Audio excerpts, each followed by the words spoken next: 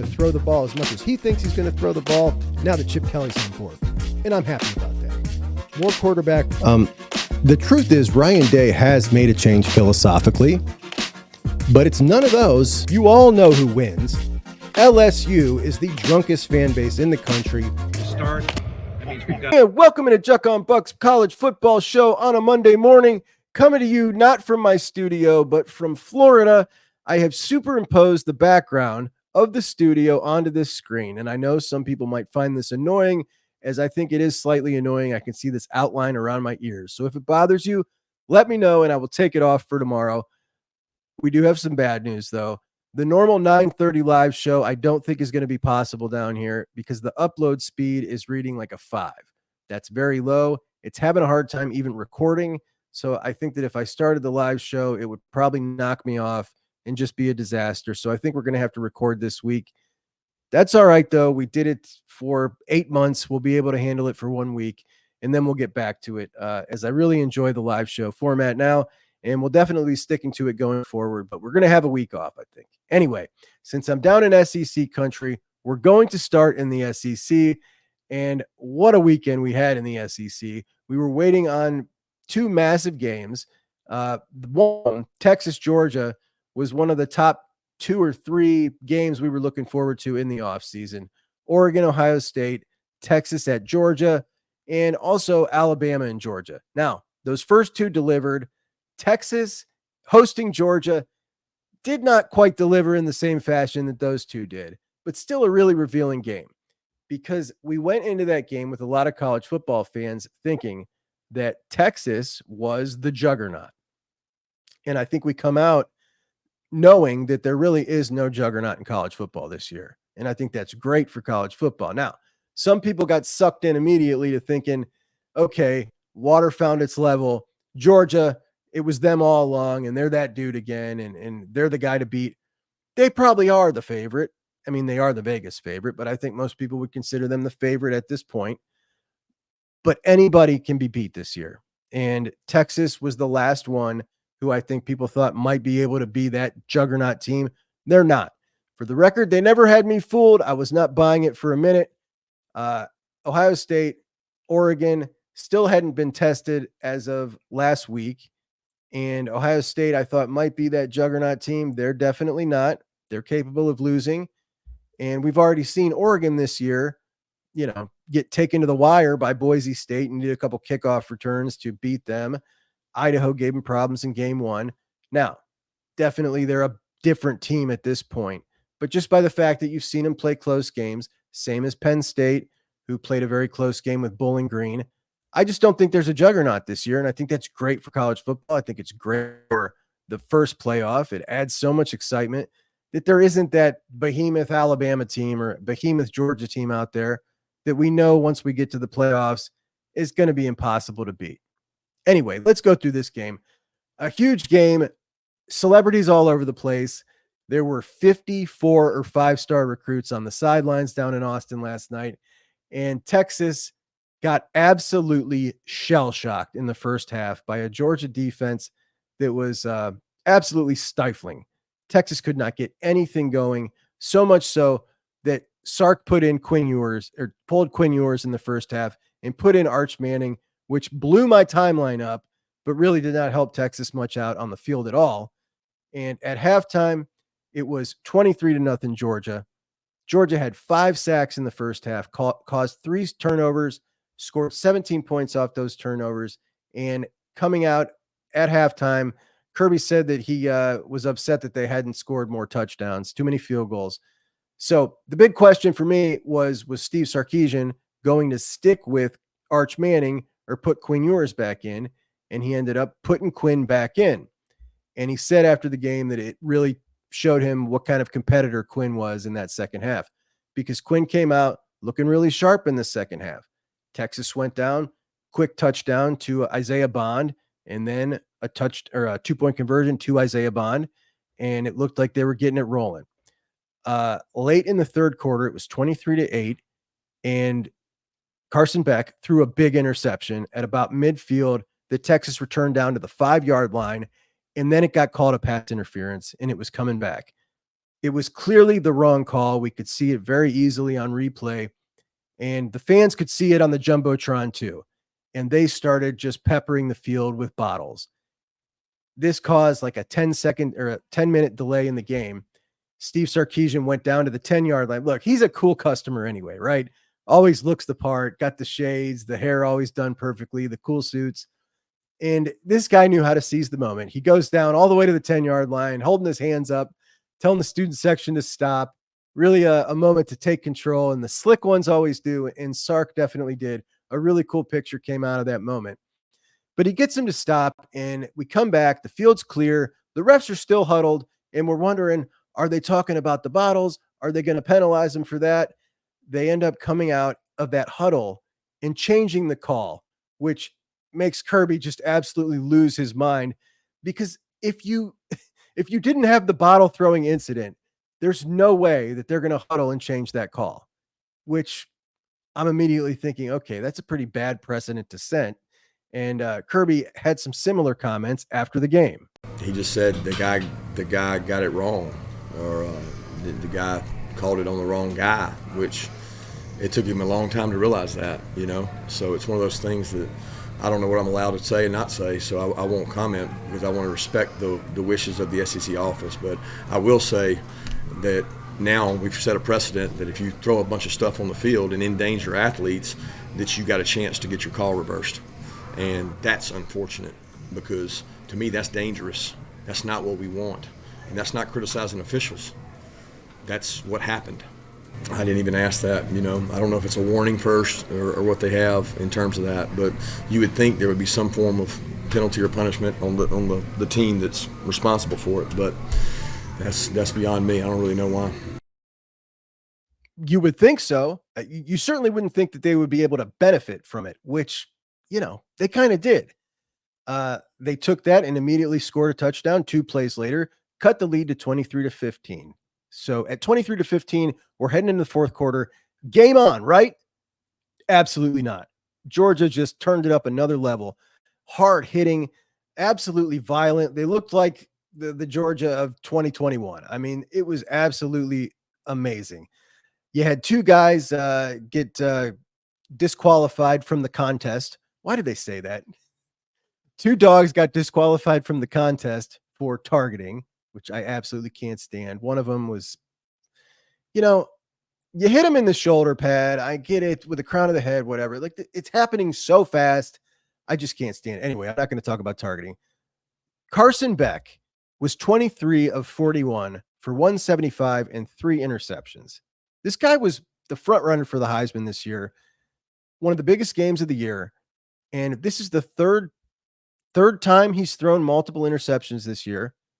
2 times in top 10 matchups, he's thrown 3 picks. This guy's a total choke artist, man.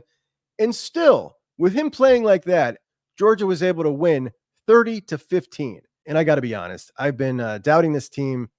I've been doubting, with everything that's happened in the offseason with Georgia, that Kirby had the influence on this particular group of guys like he normally did.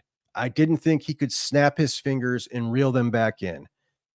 And Saturday, heading in to Texas as the underdog, which is a role he absolutely relishes in, he absolutely got those guys playing their best. And Kirby in a big game is just phenomenal. He's the best there is. He is. Listen to what he said after the game, which is a bit ridiculous, but this is what he thrives in. Nobody believed us, and then they tried to rob us with calls in this place, and these guys are so resilient. You know what I mean? We talked about intent. What was our intent when we walked on the field? Our intent was not to take pictures, not to do all the superstar stuff. Our intent, our intent was to eat. Our intent was to come eat and be hungry. I'm not interested in all the bells and whistles. What I want is a team that fights their ass off, and they did tonight. Nobody believed us, and then they tried to rob us with calls in this place, and these guys are so resilient. You know what I mean? We talked about intent. What was our intent when we walked on the field? Our intent was not to take pictures, not to do all the superstar stuff. Our intent, our intent was to eat. He's just awesome, man. He's just awesome. I cannot get enough of the guy. As irritated as I am by the way he's handled all of the arrests and the crap he pulled last week, and there was another thing, like it felt to me like he was so stressed that he just wasn't even himself. He's calling out the fans the week before, and then last week against Mississippi State, he shoves their quarterback, which he said, I didn't think it was, he didn't realize it was the opposing team's quarterback. Like he shoved somebody pretty forcibly. You know what I mean? Like, why are you shoving people on the sideline? And I was really irritated because I really respect Kirby. I do. There's some college football coaches that I really, really like, and he's always been one of them. But the way he was able to pull these guys back together in that underdog role, which he has successfully, Chris and I talked about it on Friday, he actually made them believe in their second national championship run that they were somehow being doubted by everyone. You said we were going to go 7-5. We had multiple Georgia players saying that after they won the national championship, that everybody doubted them when they were the wire to wire favorite and everybody thought they were going to win it the entire season. So he has successfully tricked them into that role, but he actually was the underdog, 5-point underdog, which was a bit much. Why I picked Georgia heading into Texas. So he got to play that card and he was absolutely successful. They did go in. They did look like they wanted to eat, and they absolutely pulled off a fantastic victory without the benefit of good quarterback play. So can they be beat? Yes, they absolutely can. We've seen it. We've seen Alabama pound them in a half of football this year. We saw them only beat Mississippi State by 10 points. They definitely can be beat, but in a big game, they're going to be really tough to beat. That said, I still think this playoff field is wide open. Kirby credited Glenn Schumann with a excellent game plan, and I do want to talk about Glenn Schumann at some point this week because I think this is a guy whose pedigree is unbelievable. His story is pretty unbelievable, and I think he's going to be the next big-time head coach coming out of a program like Georgia or Alabama. And one thing you know is, like Saban, who consistently got his coaches hired away from him, we're seeing that now with Kirby. And Glenn Schumann is the next one for sure. So who do the Dogs got coming up? They got Florida. Then they're at Ole Miss. Then they got Tennessee coming in to see them. Then UMass in a big banger in the second to last game of the year right before rivalry week. And then they got Georgia Tech. Hey, it's Juck, and MyBookie is back with another offer for the Juckonbucks audience. Open up a new MyBookie account, and they're going to match whatever you put in 100%. Put in $100, they're going to make it 200. Put in 3, they're going to make it 6, all the way up to $1,000. If you're new to sports gambling, we do picks every Friday. We are +7 on the year for the Juckonbucks official picks, and we're going to keep it on rolling. So sign up for MyBookie. They're going to match your deposit. Use the promo code JUCK, and we're going to go through that every week, every Friday. Also, if you like online casinos, they're going to give you a $10 free chip for that as well. It's a great sports book. I've been using it for years. If you're new to gambling, I'm here every morning at 9:30. Put a question in the chat. I'll help you. I'm an experienced gambler, so to speak. The key is don't risk what you can't afford to lose, and you'll always have fun. Have some fun with me. Sign up, MyBookie, promo code JUCK. Get your free money. All right, third Saturday in October, the second game we were really looking forward to, Tennessee hosting Alabama. A lot of lead into this one with both fan bases being crazy and one of them going to lose in their fan base freak out, which I absolutely love. Turns out it was Bama. Bama lost 24-17. Tennessee comes out on top. I was also wondering, would the winner of this game look like coming out of this game? Maybe they could be someone who could be a contender in the playoffs.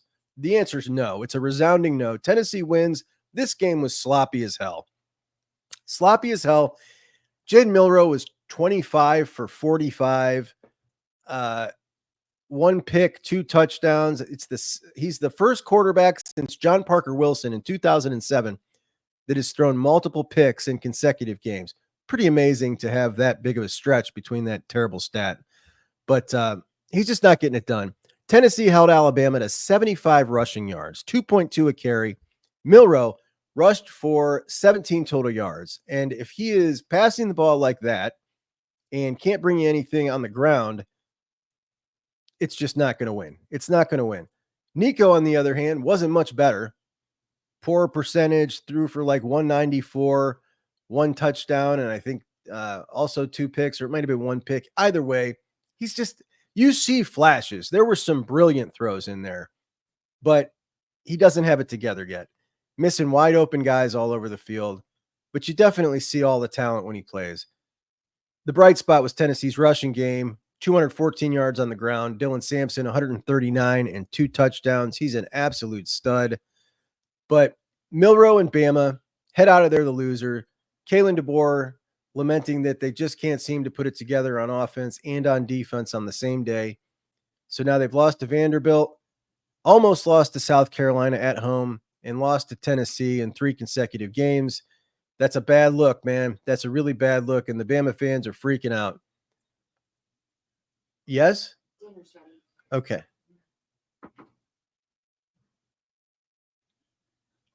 A lot of talk on the Alabama boards by the fan base about Kalen DeBoer and his staff coming in, making everything really fun and friendly for the players.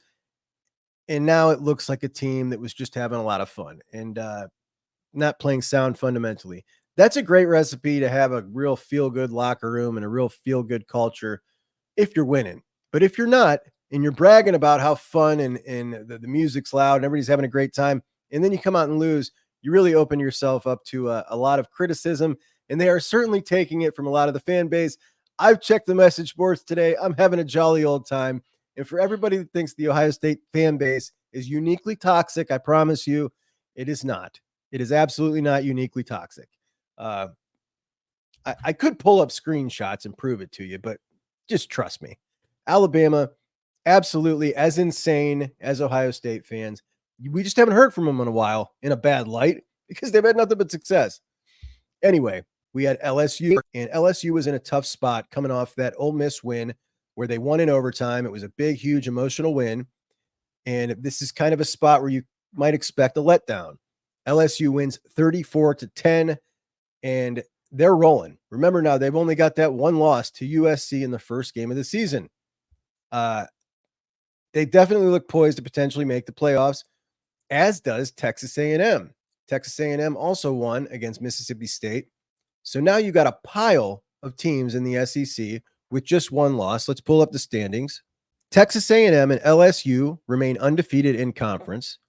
Georgia, Tennessee, Missouri, Texas, Vandy, all with just 1 loss in conference. So really coming down to the wire here. It's going to be a fantastic race to the finish. Texas A&M already with 4 wins logged. They could be undefeated when they head into that final game of the year against Texas. And remember, that's a matchup we have not seen in 15 years now. An awesome rivalry. To see those two go head-to-head the last week of the season for a trip to Atlanta would just be amazing. I would absolutely love it. So Florida also moves to 4-3, beating Kentucky 48-20. Good thing for Napier. Really disappointing loss for Bob Stoops and And Missouri beats Auburn by 4 at home. Hugh Freeze is just absolutely, look, they were up 17-6. Quarterback Peyton Thorne calls a timeout because he doesn't know what he's doing. Hugh Freeze absolutely flips out on him. He is such a jerk. He looks like a big child. He's got the scowl on his face. This guy makes himself look so bad nonstop. I don't know how anybody could hire him. With the past that he's got, the way he treats people, I can't help but root against him. And I don't even like rooting against Auburn. I like a good Auburn in the SEC. I find it to be a uniquely odd program, and I like when they're good. Anyway, last game in the SEC to hit on, Oklahoma gets totally pulverized, 35-9 by South Carolina at home. They had switched quarterbacks, benched Jackson Arnold earlier on the season, and brought in Mike Hawkins during that Tennessee game. They've stuck with Michael Hawkins Jr. He went and won him that game at Auburn. Since then, not been so hot. The fan base is done with him, and they went ahead and put Jackson Arnold back in this time, burning his chance at keeping a red shirt should he want to transfer, though apparently they talked to him, and he said, I guess he didn't really want to, but he was okay with it if they thought the team needed it. So they put Jackson Arnold back in. It's not the quarterback. The quarterback's not the issue. I mean, neither of them may be a very good quarterback, but there are many, many more issues is the point. And Venables at this point looks like he's just throwing crap against the wall to see if something will stick. They suck. They were so upset and furious that Vegas had them at just a 7-game win total this year, heading into their first year into the SEC. Vegas was wrong. It probably should have been more like 5 or 6 because they're just pathetic. I cannot believe that Joe Castiglione extended Brent Venables before the year when nobody was going after Brent Venables. It was just like a show of we got this kind of thing. It was just a bravado extension, and it was a big mistake. Venables is not cut out for this job. It's year 3. They look pathetic, and I don't know what else to say, man. Things are just going to end bad there for Venables. I wouldn't be surprised if Castiglione keeps him around longer than he would have because of the dumb decision he made with the extension. All right, on to the ACC, and this will be quick. Florida State loses again. Mike Norvell and the Noles now 1-6. Remember, this was a top 10 team from a lot of people heading into the season. Not me. I had him at 11, so I'm off the hook. Under Mike Norvell, they have had one top 10 recruiting class in 5 years, the worst bowl loss in college football history. He's the only Florida State coach to ever lose to Duke. 3 losing seasons in 5 years. This guy isn't it, man. He's absolutely not it. Moving on, Miami hangs on to beat Louisville in a back-and-forth game. Well, wasn't really back and forth. They kind of kept ahead, but it was a really good performance by Miami. Another close one, 52-45. Clemson beats Virginia 48-31. That is it. We'll take a look at the standings for the ACC real quick. It's not very exciting. And here we go. We got Clemson, Miami, SMU, and Pitt, all still with no losses in the ACC. All right, I'm sorry, guys. For my mental health, I'm going to need to go ahead and stop now because I've been working on this for 2.5 hours. Keep getting those glitches, but I've realized that I can just record this like this moving forward, which I will for the rest of the week, but I'm done now. I'm out. I'll go ahead and publish that. I don't know. Watch it, don't, whatever. Sorry. That's all I can say. Been a disaster. Wouldn't be Juckonbucks without it, though. Talk to you guys later.